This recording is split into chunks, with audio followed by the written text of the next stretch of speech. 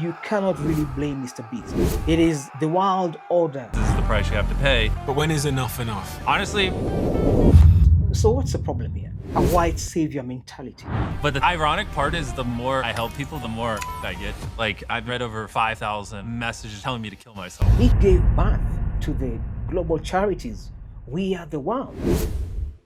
We're on a mission to give 2 million people all around the world clean water. Mr. Beast is back in Africa with another massive water project. This time round in Malawi. And the brother man, is the master of optics. All starting here in Malawi. Let's give away some water. Drones, multiple camera crews. This is gonna be the first time we use it.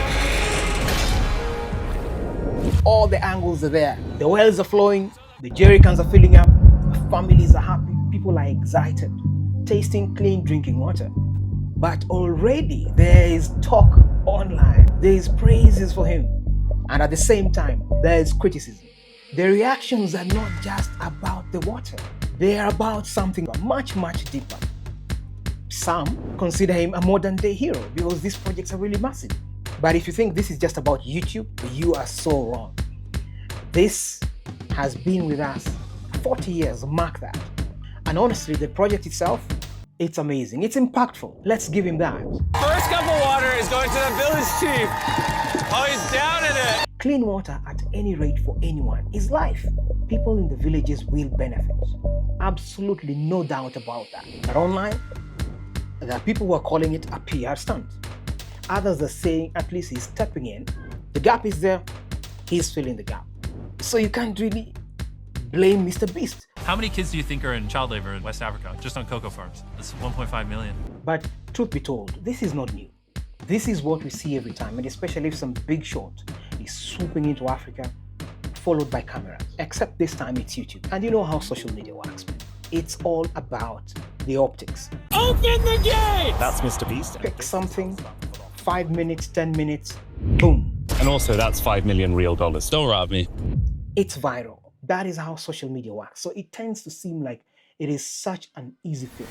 Yet this is something that has been an endemic problem, a gap in policy that has been lacking in many global South nations. That's part of the reason these videos really spread so fast. Except you gotta ask the question, does it solve a problem? Or is it about creating viral videos, watchable content for these creators? We need to interrogate that.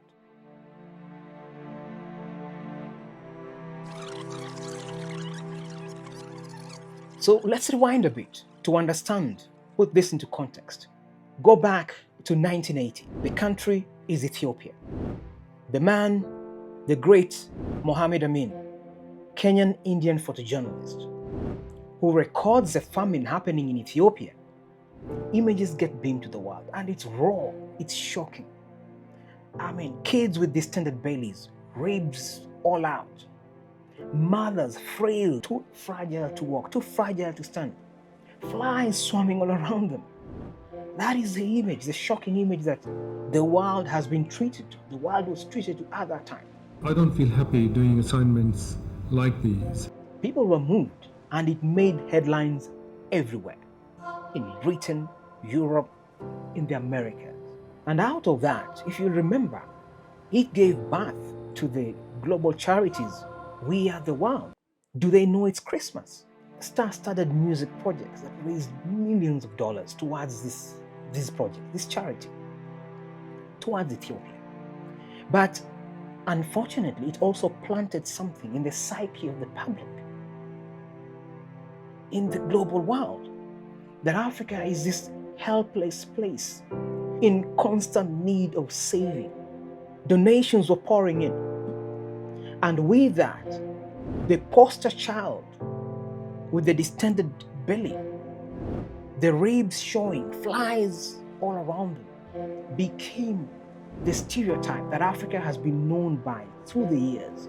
And so, while it moved people across the globe to donate to this charity, it also locked Africa into this single tragic frame represented by this poster child. So in those years, celebrities like Bono, the U2 band, Bob Geldof became the faces of saving Africa. That model has continued to date. That branding power, the charity brand that was built around personalities, exists today.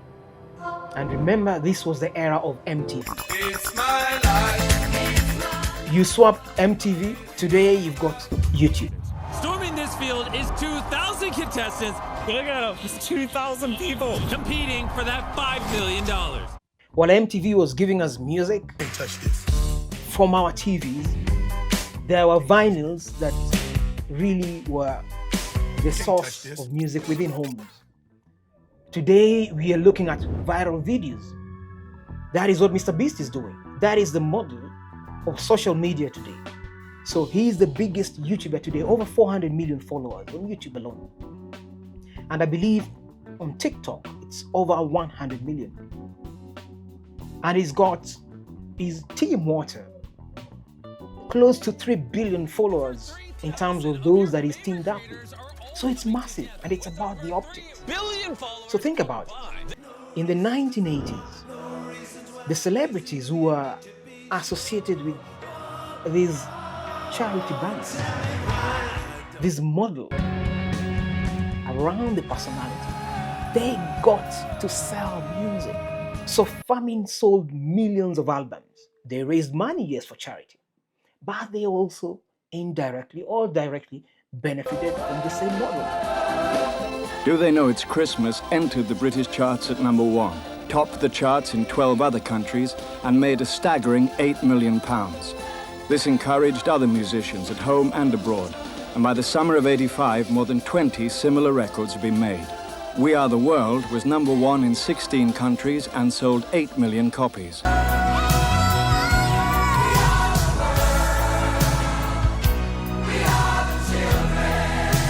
So Amber's here to show us one of her favorite sites online that lets you upload, tag, and share your video with the rest of the world, or just family and friends if you prefer. Yes, the site's called youtube.com. Fast forward to the 2020s. The year is 2025. And the content, the viral content that is being created is drawing in millions of dollars in terms of ads revenue, in terms of sponsorship deals, even direct donations to their work. And MrBeast, like the others, are increasingly becoming bigger and bigger. Their entire business model is the attention economy. And the virality of that content has created such a massive emotional pain. Behind me shouting and screaming. And so it may appear like a quick fix. We found a problem. Water looks like, I mean, look at We fixed it. If I drank this, and there's a good feel factor about it. Probably shouldn't. I think we can all agree this is very unacceptable. I mean, look at those chunks of just dirt in this water. They will no longer happen now that we have that well. And now, scroll through online content, especially Twitter and TikTok, and you will get a very mixed feedback from those who are followers and those who are simply reacting, just the same way I'm reacting. And so there are those who agree, who support this whole hero factor that we are seeing with content creators across the world. And there are those who are criticizing it, coming out so hard on MrBeast. And truth be told, if it wasn't for what he's doing on the ground, some of those populations today would still not get clean drinking water. Let's see if we can find some water. So the support that you can see online really is also genuine. This content that I just came across was posted 9 days ago, and already it's garnered millions of viewership.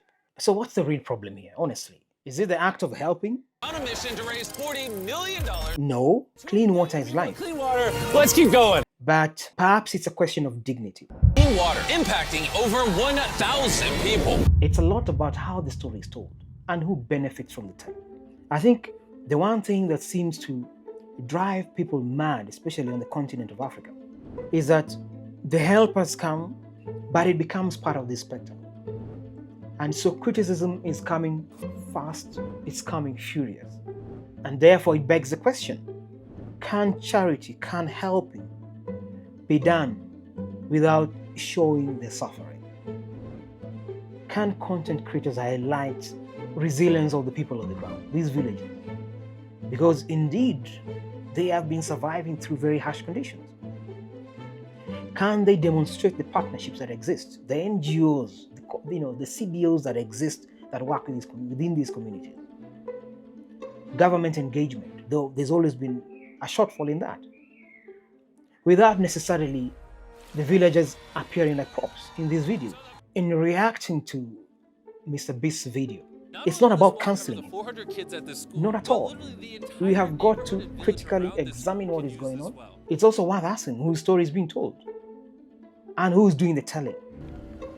That's critical, because the framing of Africa, the way it has happened in the West for the longest time, has tended to pander to certain stereotypes. The same one that I was talking about that was projected to the world in the 1980s, the poster child that came out of that then became a standard by which Africa has been judged through the many decades since independence. Poverty may be endemic, it may be an issue here, but if you really look across the world, these challenges exist even in America. We've seen water problems in the US as well. We've seen the nature, the gravity of problems in places like Skid Row, in LA, right at the doorstep of Hollywood, where blockbuster films are made, Mavericks inbound, where the image of America has been projected to the world as this superpower, this nation that is this rich, yet poverty is right at the doorstep of Hollywood. We're really happy to see us. One down, 99 more wells in Africa to go. You're gonna love this video. So, do these videos help? Do they do a lot more help than harm? That is the question. I would like to hear your thoughts. Whether you're European, whether you're Black American, whether you're Black British, or whether you're on the continent of Africa. These are conversations we need to ask. And it begs the question about the role of government within nation states of Africa, the shortfall in their policies, the endemic corruption that has ensured that resources are not channeled to the right place, misplaced priorities. A nation state like Kenya just the other day, the sitting president has decided that he's going to build a church worth more than 1 billion Kenya shillings. A church that will only serve staffers within State House and the First Family. I have no apologies to make. Kwa kujenga kanisa, I have no apology.